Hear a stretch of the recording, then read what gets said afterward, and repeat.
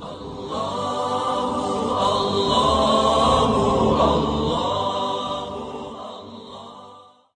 اپنے مسلک پر کچھ اعتراضات، ہم نے ان کے مسلک پر اعتراضات کیے نا، عرش پر مانے تو یہ اعتراض، اب جو ہمارے اوپر اعتراض ہے وہ سمجھیں۔ ہمارا موقف یہ ہے اللہ تعالیٰ موجود بلا مکان ہے، جس کو ہم تعبیر ان الفاظ سے کرتے ہیں کہ اللہ تعالیٰ ہر جگہ پر موجود ہے۔ جب اللہ کو موجود بلا مکان حاضر ناظر ہر جگہ پہ مانے تو اس پر چند ایک عقلی اعتراضات ہیں، وہ اعتراضات سماعت فرمائیں۔ نقلی اعتراض ہمارے اوپر کوئی نہیں ہے، یہ اچھی طرح ذہن نشین فرما لیں، ہمارے موقع پر نقلی قرآن حدیث کا کوئی اعتراض نہیں۔ کیوں؟ اگر کوئی بندہ آپ کے سامنے آیت پیش کرے یا حدیث سے مبارک پیش کرے کہ اللہ عرش پر ہے، ہمارے خلاف نہیں ہے، ہمارے خلاف کیوں؟ عرش پر بھی مانتے ہیں، ہمارے خلاف کیسے؟ ہمارے خلاف وہ دلیل ہوگی کہ جہاں عرش پر ہونے کا ثبوت ہو اور عرش پر نہ ہونے کی نفی ہو، وہ تو ہمارے خلاف دلیل ہوگی نا۔ محض عرش پہ ثبوت ہونا یہ ہمارے خلاف نہیں ہے۔ آپ آگے مسائل پڑھیں گے تو اس میں بات آئے گی، میں مثال دے دیتا ہوں۔ ہمارا اور غیر مقلدین کا متفقہ موقف ہے کہ رسول اللہ صلی اللہ علیہ وسلم نے رفع الیدین فرمایا ہے۔ اختلاف کیا ہے؟ غیر مقلدین کہتے ہیں کہ ہمیشہ فرمایا ہے، ہم کہتے ہیں نہیں، ہمیشہ نہیں فرمایا، فرمایا تھا اور بعد میں چھوڑ دیا تھا۔ اب رفع الیدین کرنا یہ نقطہ اتفاق ہے، نقطہ اختلاف کیا ہے؟ دوام یا ترک دوام، دوام یا ترک، دوام یا ترک، یہ ہے نقطہ اتفاق۔ اب غیر مقلد اگر ایسی حدیث پیش کرے کہ رسول اللہ صلی اللہ علیہ وسلم نے رکوع جاتے اٹھتے تیسری رکعت کے کھڑے ہوتے و رفع الیدین فرمایا، یہ ہمارے خلاف ہے؟ تو ہم تو مانتے ہیں فرمایا، ہمارے خلاف کیسے؟ تو یہ تو اتفاقی دلیل ہے نا۔ اس لیے صحیح بخاری کی 5 روایت رفع الیدین کی ہمارے خلاف نہیں ہے، آپ دل چھوٹا نہ کرنا۔ ہمارے خلاف کون سی روایت ہوگی کہ رسول اللہ صلی اللہ علیہ وسلم نے ہمیشہ فرمایا، اور ہمیشہ فرمایا اس کی حدیث غیر مقلد ذخیرہ احادیث سے ایک بھی پیش نہیں کر سکتا، تو ہمارے خلاف کیسی ہوگی؟ بات سمجھ آ گئی؟ اس لیے میں بارہا کہتا ہوں ہماری پالیسی لوگوں کو سمجھ نہیں آتی۔ کل بھی وقت کم تھا، میں زیادہ باتیں پھر نہیں کہہ سکتا تھا، میں آپ کو باتیں بار بار سمجھاتا ہوں۔ مناظرہ نہیں کرتے، مناظرہ نہیں کرتے۔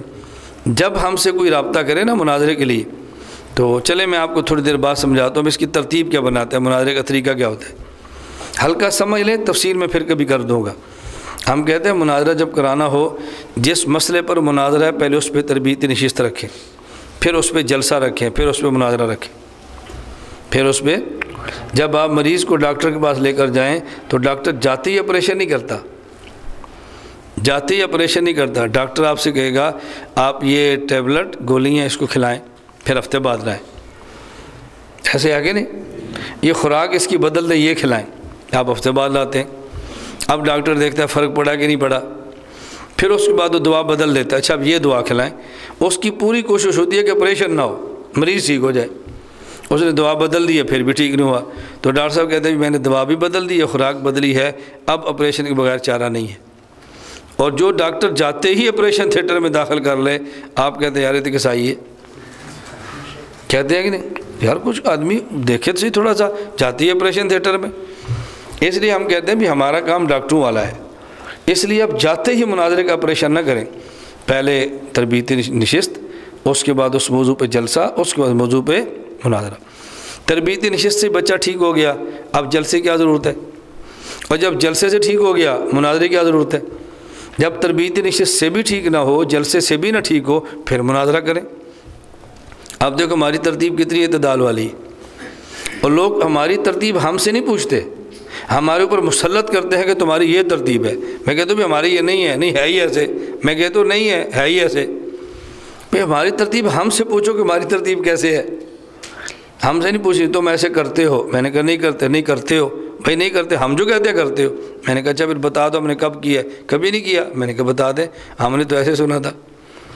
میں نے کہا وہی بات ہم نے ایسے سنا تھا، غیروں سے سنا تم نے، غیروں سے کہا تم نے، کچھ ہم سے سنا ہوتا کچھ ہم کو کہا ہوتا۔ ہم سے سنو، ہم سے بات کرو، نہ ہم سے سنتے ہیں نہ ہمیں کہتے ہیں۔ ایک درسگاہ سے جاتے ہیں، ہمارے خلاف ایک تقریر فرما دیتے ہیں، اور ہم نے چونکہ طے کیا ہے کہ لڑائی اپنوں سے نہیں ہے، ہم برداشت کرتے ہیں، اس برداشت کرنے پر بھی اللہ اجر عطا فرمائیں، کیونکہ ہمارا مقصد صرف اللہ سے اجر لینا ہے، صرف اللہ کی رضا ہے، صرف خالص اللہ کے لیے ہے۔ میں کس درد سے بات آپ کو سمجھاؤں، ہماری خالص اللہ کے لیے جنگ ہے، خیر ہو یا کہیں بھی ہو، اللہ کے لیے بس لوجہ اللہ کام کریں تو پھر مزے ہی مزے ہیں، پھر لطف ہی لطف ہے۔ اللہ ہم سب کو بات سمجھنے کی توفیق عطا فرمائے۔ تو میں خیر سمجھا رہا تھا کہ ہمارے خلاف کوئی نقلی دلیل نہیں ہے، یہ بات ذہن نشین ہو گئی۔ ہمارے خلاف عقلی دلیلیں پیش کریں گے، ہم اس کے جواب دیں گے۔ ہمارے مسلک پر نمبر 1 اعتراض سن، غیر مقلد کہتے ہیں اگر اللہ ہر جگہ پر ہیں تو کیا اللہ بیت الخلاء میں بھی ہیں؟ اب اگر آپ کہیں بیت الخلاء میں نہیں ہیں تو وہ جو عقیدہ تھا کہ ہر جگہ پر ہیں، عقیدہ ٹوٹ گیا، اور اگر آپ کہیں کہ اللہ تعالیٰ بیت الخلاء میں ہیں تو آپ کا ادب ٹوٹ گیا۔ اللہ کے بارے میں کیسے کہیں گے اللہ بیت الخلاء میں؟ اگر کہیں اللہ تعالیٰ بیت الخلاء میں نہیں تو عقیدہ گیا، اگر کہہ دیں ہے تو پھر ادب گیا۔ ہم عقیدہ بھی نہیں چھوڑتے، عقیدت بھی نہیں چھوڑتے، بات سمجھ آ رہی ہے؟ ہاں، ہم ادب بھی نہیں چھوڑتے۔ بعض لوگ توحید کی آڑ میں گستاخ بنتے ہیں اور بعض ادب کی آڑ میں مشرک بنتے ہیں۔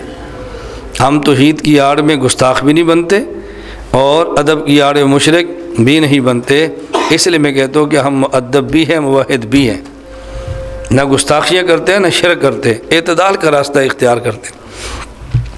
تو پہلا سوال کیا ہے؟ کیا اللہ بیت الخلاء میں بھی ہے؟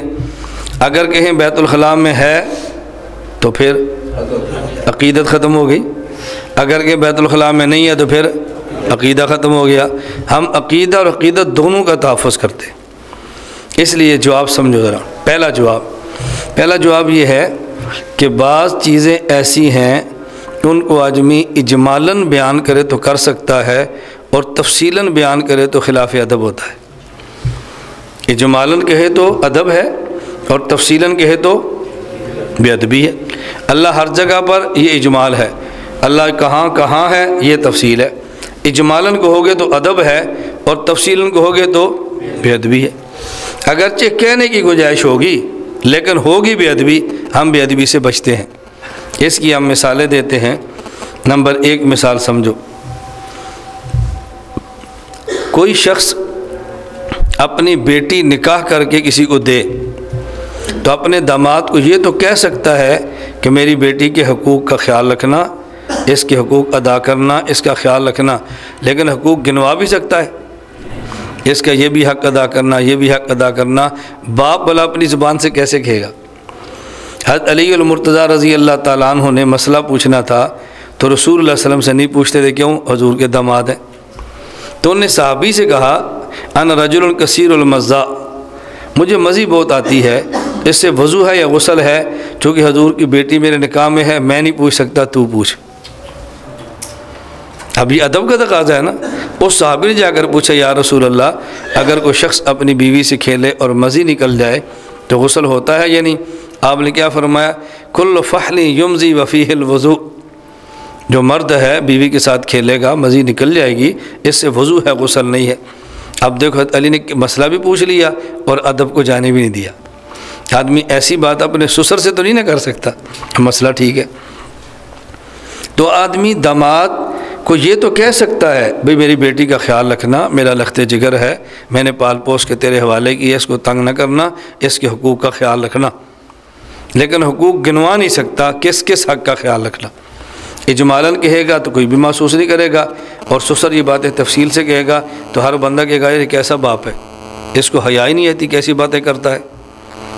بات سمجھ آ گئی ہے؟ دوسری مثال سمجھو، پوری کائنات اور کائنات کی ہر چیز کا خالق اللہ ہے، پوری کائنات اور کائنات کی ہر چیز کا خالق اللہ ہے، پورے انسان اور انسان کے تمام اعضاء اور اجزاء کا خالق اللہ ہے، انسان اور جو کچھ انسان میں ہے سب کا خالق اللہ ہے۔ لیکن بعض باتیں ایسی ہیں کہ آدمی اس کو گنوا نہیں سکتا، بعض باتیں آدمی اس کو گنوا، ہم کہتے ہیں سر بھی اللہ نے بنایا ہے، آنکھ بھی اللہ نے بنائی ہے، پیٹ بھی اللہ نے بنایا ہے۔ اب اس کے بعد بعض جسم کے اجزاء ایسے ہیں کہ آدمی اس کا نام لے کر نہیں کہہ سکتا کہ یہ بھی اللہ نے بنایا ہے، یہ بھی اللہ نے بنایا ہے۔ اگر کوئی کہے گا خطبے پر کہے گا تو عوام لعنت بھیجے گی، درسگاہ میں کہے گا تو شاگرد بھی کہیں گے یار استاد کو شرم کرنی چاہیے، یہ بات کو کہنے کی تھی۔ اب دیکھو اجمالاً بندہ بات کہہ سکتا ہے اور تفصیلاً یہ بات نہیں کہہ سکتا۔ تو یہ تو پوری دنیا میں ہے کہ بعض باتیں آدمی اجمال کے درجے میں کہے تو ادب ہوتی ہیں اور تفصیل کے درجے میں کہے تو پھر وہ بے ادبی ہوتی ہے۔ اس لیے ہم کہتے ہیں اللہ ہر جگہ پر موجود ہے، یہ ادب ہے، اور فلاں فلاں جگہ پر ہے، یہ بے ادبی ہے، اس لیے ہم تفصیلاً بات نہیں کرتے۔ اور بعض غیر مقلد اس قدر بے ادبی میں جری اور آگے بڑھ جاتے ہیں، اللہ ہماری حفاظت فرمائے، اللہ ان کو بھی ادب کی توفیق عطا فرمائے۔ بیان کے دوران کہیں گے وہ ویکھی میری کرسی تلے کرے خدا تو نہیں، الیاذ باللہ الیاذ باللہ۔ بتاؤ کفر کا خدشہ نہیں ہے؟ اتنی دیدہ دلیری سے ایسی باتیں کہہ دینا انسان کو سوچ کر بھی شرم آتی ہے، اور سٹیج پر کی جا رہی ہیں، عوام اس میں داد دے رہی ہے۔ سچی بات ہے، بعض کلپس میں بعض کو دیکھتا ہوں نا تو کلیجہ منہ کو آتا ہے۔ اتنی گندی زبان، اتنا گندا لہجہ، اتنا گندا طرز، اللہ ہم سب کی حفاظت فرمائے۔ مجھے آج ہمارے جو سری نگر سے آپ نے دیکھے مہمان آئے ہوئے ہیں، یہ تو آپ کے علم میں نا، ہمارے اجتماع میں سری نگر سے مہمان آئے ہوئے ہیں، آپ کے علم میں نہیں ہے۔ سری نگر سے ہمارے اس اجتماع میں مہمان آئے ہیں، ابھی بھی ادھر ہیں، مزید کچھ دن قیام فرمائیں گے۔ تو رات میرے ساتھ بیٹھے تھے تو مجھے کہہ رہے تھے کہ مولانا صاحب آپ یقین فرمائیں، آپ جو دلائل پیش کرتے ہیں، دلائل شاید نئے نہ ہوں لیکن آپ کا طرز کلام نیا ہے۔ آپ کے اس طرز کلام نے ہمارے کشمیر پر قبضہ کیا ہے، اس طرز کلام نے اپنے دیوبند کی روح میں جگہ بنائی ہے۔ ہمارے وہ طلباء جو مدارس سے فاضل ہو کے آتے تھے اور بہت گھٹیا زبان استعمال کرتے تھے، آپ کے بیانات کی برکت سے وہ باطل کا رد بھی کرتے ہیں اور شستہ زبان استعمال کرتے ہیں۔ تو نے کہ آپ کے لہجے نے تبدیلیاں پیدا کی۔